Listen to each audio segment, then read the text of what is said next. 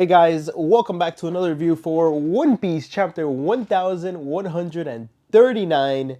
Jumping in right where we left from last chapter. But before that, guys, please let me know if my lighting is good, my sound quality is good, and if I gotta improve, change anything, leave me a like, comment, and let's get into this chapter. Let me know if I can improve on something or talk about something. But yeah, we're jumping in right where we left off with the crew inside the castle. And this brings up a very interesting case scenario for when Shamrock is saying, we're going to go summon the other Holy Knights. So we don't actually have to have Luffy intercept where they are with Loki. He could have, Shamrock is going, hopefully, back, and he's going way faster flying in the aeroplane. I'm sorry, that was like the funniest thing I've heard someone say. And so we have Shamrock going hopefully back to the castle, so we get a glimpse of him interacting maybe very briefly with Luffy, and he sees or he senses, maybe he doesn't get to see it, but he senses that the hockey is very familiar. So that is what I'm hoping happens. Anyway, that's way going into theory zone for the next chapter. So let's go on with the chapter. And they're looking for this key. It's just so huge in this huge castle. They're looking for what feels like a needle in a haystack. And even Rhodes never been there. He doesn't know where the key would be.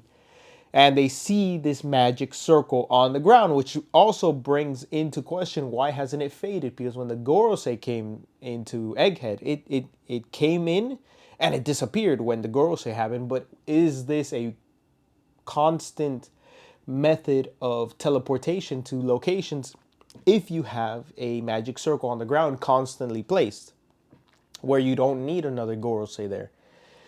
And what was I gonna say? So I blanked. Oh, I was hoping that Brook would have been with them because he would have seen the magic circle and talked upon that's where he went. They told him about the demon circles. They taught him about where he landed.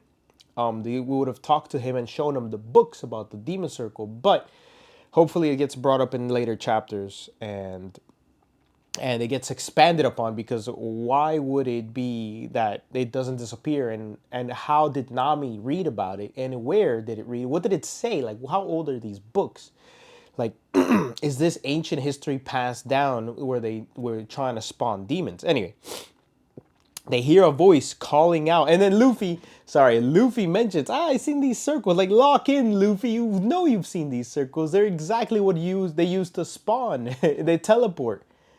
And then they hear a voice call out to them, and they're asking, "Oh, I wanted to meet you, Luffy." And they're thinking it's the demon. And Road freaks out and sends them all flying. And first of all, this person throws a giant-sized axe at them, and immediately I see the axe, and I'm like, "Yo, no way! It's time. They're gonna introduce our boys, Copper Gabon." But first, Oda introduces him as Yarsan, ex-pirate. And we see the glasses, and it's Copper. It's so refreshing we meet Copper Gabon in this part of in this part of the world, because we have the one in the Grand Line, Crocus in the Grand Line. No, before the Grand. No, what was it called? Oh my God, the New World, right? The one they met Crocus first, crossing into the Red Line, right? Grand Line, and then they met Rayleigh before the New World, and now they've entered, and now they meet Scoffer in this part in Elbaf towards the end of the story. Ah, yes, the members of the Roger Pirates. It's glorious, and you see the glasses immediately. I'm thinking, yes, we finally get introduced to one of the other members of Gold Roger's crew. And he brings up, I heard you defeated Kaido, so you know that he is at least strong enough to be at a caliber to defeat a Yonko. Yet at the end he challenges him, but I guess he just wants to know what he's seeing, what this contender has, because he talked to Crocus, and I wonder if Crocus said, yeah, I saw somebody walking with Gold Roger's hat. And I guess Shanks picked this individual to be the one that carries his legacy. So technically, Luffy has his hat. Luffy has the straw hat, which would have been on his captain's head. It's awesome.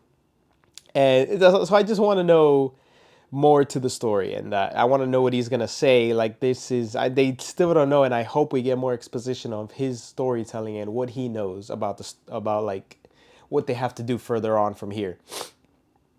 I'm sorry, guys. I've been a little sick lately, but it's been going away. And then he brings up y'all in that road. It says, "This is you met Ripley, right? This is Ripley's partner." I don't think they use the term husband, but they're not officially married because he's like, "I'm not gonna marry you. I'm gonna die way before you. It's tragic." But yeah, this is Ripley's partner, the one who is father to the little big guy, and he says, "Little big guy." I love that. That's hilarious. And yeah, and then Nami says, "You're a weird. You're a weird that someone like you exists." And he seems so funny, like Sanji. Like he seems very similar to Sanji in the sense, and even Luffy points out this is how Sanji's gonna be when he gets older, isn't it? And then Zoro puts a face.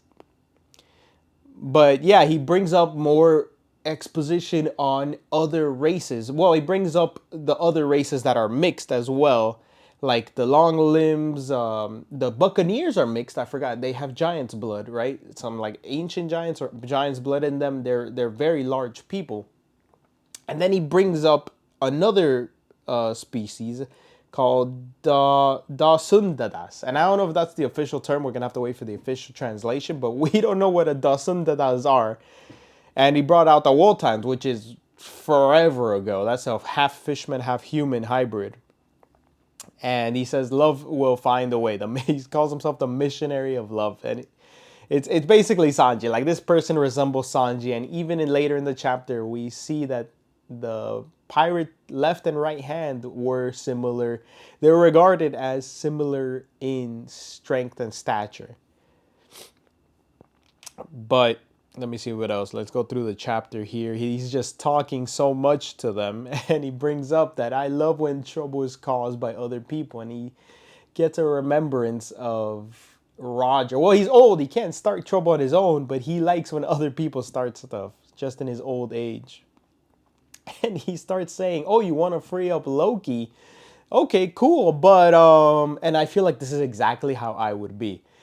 But have you thought of this casualty? Have you thought of what would happen if he's too strong? What would happen if he just goes off on a rampage? What would you do if this happens?" And he's explaining all the casualties and complications of releasing Loki. And Luffy's like, I'm just gonna go. Let's go, guys. This guy's just talking way too much. I love it because he remembers and he gets a flashback to it. And Road is like, "I'm sorry, guys. I'm sorry, Yarsan. They don't know." And he's like, "What?" And he remembers a story or his flashback of when Roger was exactly the same way. Like, "Why are you so scared? Why are you telling me about these casualties? What are you afraid?" And Scopper is just saying, "I'm just telling you the casualty. I'm just telling you the risks of what would happen if you did this." And that I feel like is Nami and Usopp's position as well. And Sanji is more level-headed in this case where well, no, actually not Sanji. Even Zoro is more level-headed where he said, if you fight these two, if you piss off Big Mom, you're going to have to contend with Big Mom and Kaido at the same exact time. So it falls into, but even Rayleigh was also level-headed in this case, saying the repercussions of what you're going to do. So Sanji and Zoro in this case fit that role, and I'm sure Rayleigh and Scopper Gaban fit that role because they're both next to each other talking about what would happen. But Scopper would be the more heated one because Zoro never like breaks character. Sanji would probably butt heads in this case, but it also falls into more Nami and Usopp's role. Nami will confront Luffy and say that's a dumb idea, but it's funny, this flashback where they would butt heads saying, "I'm not afraid, I'll do whatever you want, but I'm just saying this is the casualty, this is what's going to happen." And he tells Road, it's okay, let's open up the throne room. And that's where they find the location of the key, which the throne treasure room was looted to zero. Everything's gone except the key. Like, not even the thieves wanted to release Loki. That's how terrorizing he is. And I'm guessing the thieves are also other giants. Who else would have been capable of going here and even reaching this part of the location and realm, right? And knowing what he knows, he we get a exposition of the person and the story behind the Mountain Eater, which has two meanings here. Come on, Ripley and destroying everybody on a mountain and cutting it clean, cutting all the trees clean. So we hear the story that he defended while Roger was bedridden, sick in a mountain hospital. He defended him on against the onslaught of other pirates single-handedly. I don't know if Rayleigh was there, but he alone defended his captain.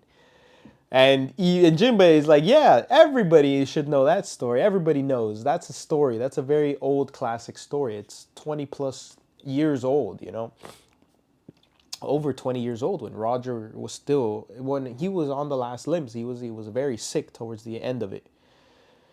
And knowing that he was bedridden to the point that he wasn't able to fight is devastating.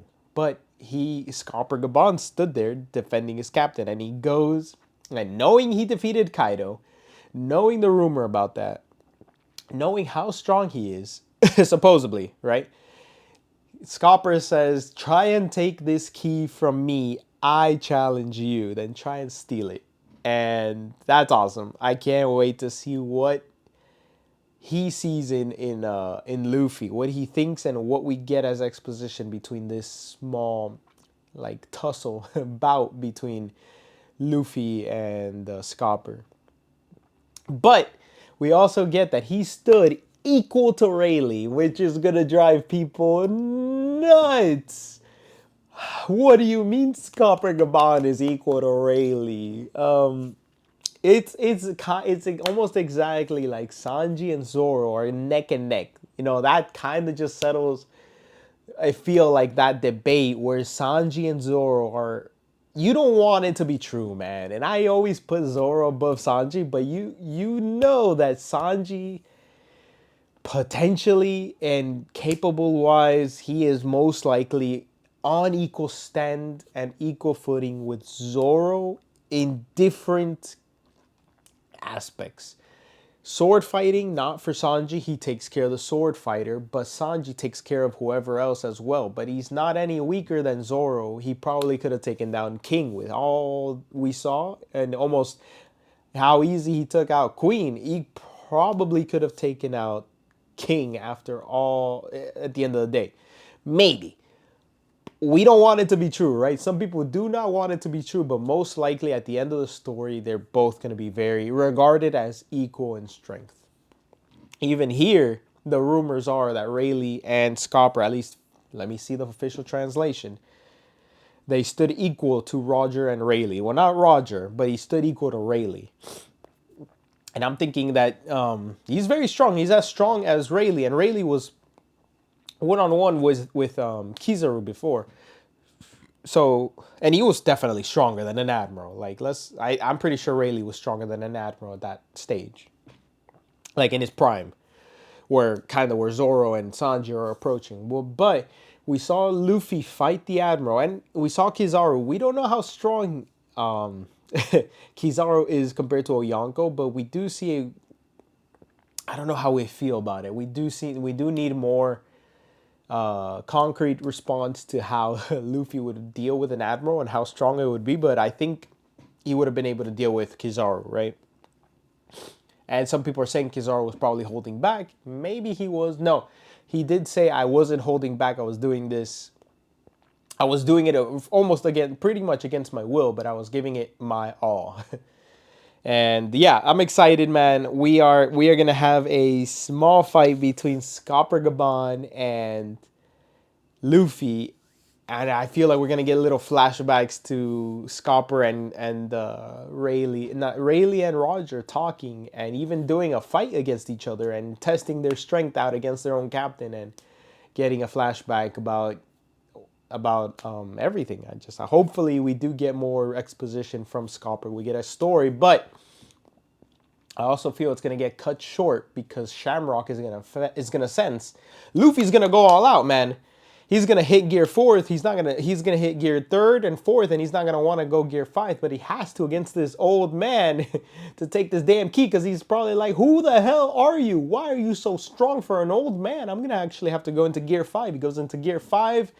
We get Shamrock clashing in, breaking in, and seeing what the hell this hockey and commotion is about because he's going to start ramping up his hockey and he's going to go in probably still cloaked up so he doesn't show that he looks just like Shanks to Luffy, but he's going to sense that the hockey is very similar when he blocks a hit to use his hockey. He'll sense that it's very, very similar to Shanks, which he also left the guards alive, which was very uncharacteristic from a celestial dragon, I feel.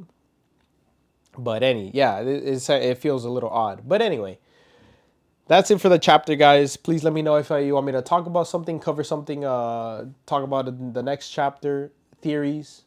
Let me know. But yeah, I think next chapter we're going to get Shamrock come in, probably teleport away after a small showcasing versus Luffy to show where he stands in terms of strength versus himself, Shanks, Yonko. Like we're gonna power scale Shamrock here because he's gonna clash against Luffy. Oh, sorry, I want to sneeze, but I can't right now. We're gonna clash against Luffy and see where Shamrock might place in as leader of the Holy Knights, where in strength he places, which kind of also gives us an idea of where Garling would place. But if he clashes against Luffy and we break a ton of the castle or something, or it comes to the point where he holds his own against Luffy and he doesn't get pushed back or something, then we're talking about a man that is Yonko level. They had a caliber of person on their side that was Yonko level, but they're still afraid of Kaido and Big Mom teaming up. Or maybe they were never really afraid. It was just the Marines were afraid because realistically, the Marines have nothing on their end to be Yonko caliber except using all three admirals and the fleet admiral to defeat a Yonko level person. And when they had a Garp back then Garp and Sengoku were Yonko level motherfuckers. But yeah, I think that's it for me, guys. I would love to keep talking about the chapter, but I don't want to keep extending it too long. Please let me know if I can improve on something. And that's it for me. Please leave me a like, comment, and subscribe, and I'll see you for the next one.